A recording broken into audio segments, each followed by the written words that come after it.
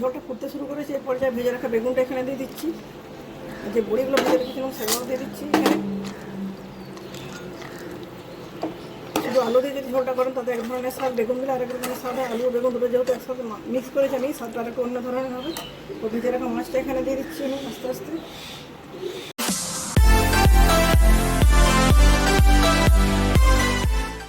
নমস্কার বন্ধুরা, আমার চ্যানেলে আজকে আপনাদের সবাইকে স্বাগত জানাচ্ছি। একটা আমিষ রান্নার রেসিপির সাথে বেশ কয়েকদিন নিরামিষ রান্না হলো, তাই ভাবলাম আজকে একটু আমিষ রান্না করি। আমি আজকে ট্যাংরা মাছের ঝোল বানাবো। ট্যাংরা মাছের ঝোল বানানোর জন্য এখানে আমি নিয়েছি দেখুন বেগুন, আলু, বেগুনটা নিয়েছি 150 গ্রামের মতো।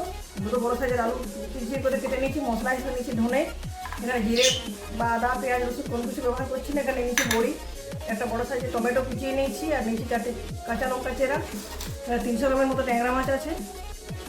আর প্রথমে ট্যাংরা মাছটাকে বন্ধুরা আমি দেখুন পরিমাণ মতো লবণ আর হলুদ দিয়ে মাখিয়ে রেখে দেবো 15 মিনিটের মতো ম্যারিনেশনের জন্য।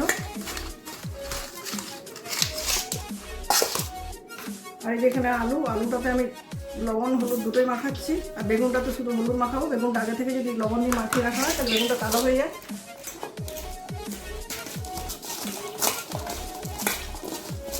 বন্ধুরা, ট্যাংরা মাছের ঝোলটা খুব একটু সহজ রান্না, কম সময়ে কম উপকরণে এবং কম তেল মশলা দিয়ে রান্না করা যায়।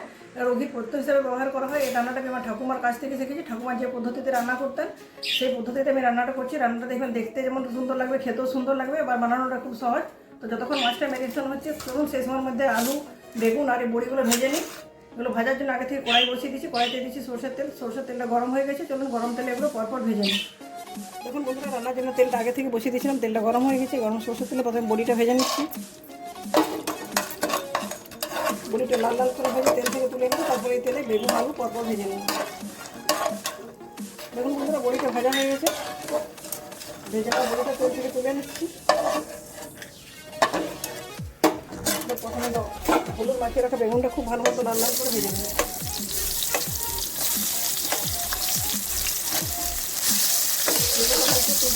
সময় লাগে। দেখুন বন্ধুরা, 3-4 মিনিট ধরে উল্টে পাল্টে খুব ভালো মতো করে বেগুনগুলো লাল লাল করে ভেজে নিচ্ছি। বেগুনগুলো তেল থেকে তুলে নিচ্ছি। বেগুনটা তুলে নেওয়ার পর ওই তেলে প্রথমে মাছগুলো ভেজে নেবো। ট্যাংরা মাছ ভাজলে খুব বেশি তেল লাগে না, কম তেলে ভাজলে হয়। আর মাছটা ভাজার সময় গ্যাসের ফ্লেমটা একদম লোতে দিয়ে দিতে হবে, আর তেল ছিটকে যেতে পারে। বিশেষত এই মাছটা ভাজার সময় গায়ে প্রচুর তেল ছিটকে আসে। তো তোলা হয়ে গেছে। আস্তে আস্তে মাছগুলো দিয়ে দিচ্ছি। কড়াইটা যেহেতু অনেকটাই বড়ো, 8 পিস মাছ একবারে সবগুলো ভাজা হয়ে যাবে। খুব বেশি ডিপ ফ্রাই করবো না, উল্টে পাল্টে 2 মিনিট ধরে মাছগুলো মোটামুটি ভেজে নিচ্ছি। মাছটা পোড়া করে ভাজা ফেলবো না, চার করে মাছটা যাতে খুব বেশি পুড়ে না যায়। 1-1.5 মিনিটের মধ্যে একটা পাশ ভাজা হয়ে গেলে উল্টে আর একটা পাশও ভেজে নিতে হবে। এখন বন্ধুরা, মাছগুলো খুব ভালো মতো করে ভাজা হয়ে গেছে। এগুলো তেল থেকে তুলে নিচ্ছি। কড়াইতে যে তেল আছে ওই তেলটা হিসেবে তেল দেওয়ার প্রয়োজন হচ্ছে না। গরম তেলে দিয়ে দিচ্ছি কালো জিরে ফোড়ন। তেলটা যত গরম ছিল কালো জিরে খুব তাড়াতাড়ি ভাজা হয়ে গেছে। এবার এখানে দিয়ে দিচ্ছি বেটে রাখা ধনে। হাফ চামচ হলুদ গুঁড়ো, 1 চামচ লবণ, সব পাঁচটা ভালো মতো করে কষিয়ে নিচ্ছি। যেহেতু ধনের আগে ভাজার পর গুঁড়ো করেছিলাম সেজন্য খুব বেশি ভাজার প্রয়োজন হয়নি, তাড়াতাড়ি ভাজা হয়ে গেছে। এবার এখানে অ্যাড করে দিচ্ছি কুচিয়ে রাখা একটা টমেটোটা খুব ভালো মতো করে কষিয়ে দিচ্ছি। মশলার মধ্যে লবণ দেওয়া আছে, টমেটো খুব তাড়াতাড়ি সিদ্ধ হয়ে যাবে। বন্ধুরা, সব মশলার সাথে টমেটোটা খুব ভালো মতো কষানো হয়ে গেছে। টমেটোটা সিদ্ধ হয়ে গেছে, মশলা থেকে তেল ছেড়ে দিচ্ছি। এই পর্যায়ে লবণ হলুদ মাখিয়ে রাখা আলুটা এখানে দিয়ে দিচ্ছি। আলুটা মশলা থেকে 4-5 মিনিট ধরে ঢাকা চাপা দিয়ে কষিয়ে নেবো। কালারের জন্য দিচ্ছি লাল লঙ্কার গুঁড়ো।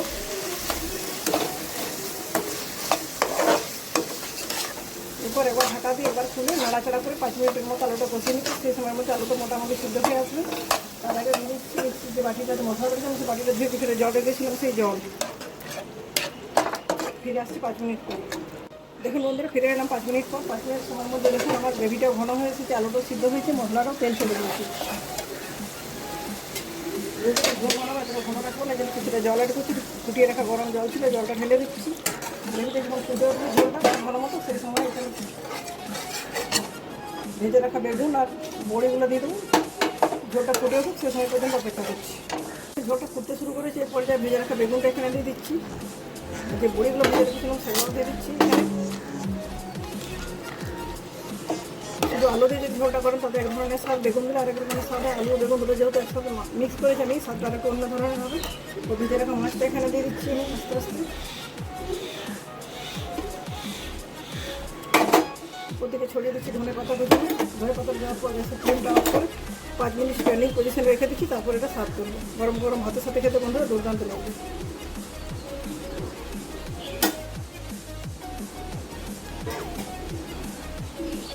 দেখুন বন্ধুরা 5 মিনিট স্ট্যান্ডিং পজিশনে রেখেছিলাম, ঢাকা খুলে দেখাচ্ছি। দেখুন কি দুর্দান্ত কালারটা হয়েছে, ধনে পাতার গন্ধটাও চারদিকে ছড়িয়ে গেছে। এরপর আমি একটা প্লেটে সার্ভ করে নিচ্ছি, গরম গরম ভাতের সাথে খাবেন, দুর্দান্ত লাগবে। আপনারা সকলে বাড়িতে ট্যাংরা মাছ রান্না করেন আমি জানি, কেউ ট্যাংরা মাছের ঝাল, কেউ ঝোল, কেউ চড়চড়ি বানান, কিন্তু আমি যে পদ্ধতিতে বানালাম এটা আমার ঠাকুমার হাতে তৈরি রান্নার পদ্ধতি। আপনারা অবশ্যই এই পদ্ধতিতে বাড়িতে একবার বানাবেন, দেখবেন পেঁয়াজ রসুন ছাড়াও রান্না করে একটু দুর্দান্ত খেতে লাগে। আশা করি আপনার এই ভিডিওটি আপনাদের অবশ্যই ভালো লাগবে। ভালো লাগলে লাইক করবেন, প্রচুর শেয়ার করবেন। পুরোনো যারা বন্ধুরা তারা আমাকে অবশ্যই সাপোর্ট করে এতদূর এগিয়ে আসতে সাহায্য করছে। চ্যানেলে যারা নতুন বন্ধু এসেছেন তারা অবশ্যই আমার চ্যানেলটি এখনও সাবস্ক্রাইব করে না থাকলে চ্যানেলটি সাবস্ক্রাইব করে বেল বাটন অন করে দেবেন, কারণ আমি নতুন যখন কোনো ভিডিও বানাবো তার আপডেট সবার প্রথম আপনাদের কাছে গিয়ে পৌঁছবে। আর আপনাদের সাপোর্টে আমি আরও আমার লক্ষ্যে পৌঁছতে পারবো। তো বন্ধুরা আজকের মতো এই পর্যন্ত, পরের দিন ফিরে আসছি নতুন কোনো রেসিপির সাথে। ভালো থাকুন, সুস্থ থাকুন, সুরক্ষিত থাকুন। ধন্যবাদ।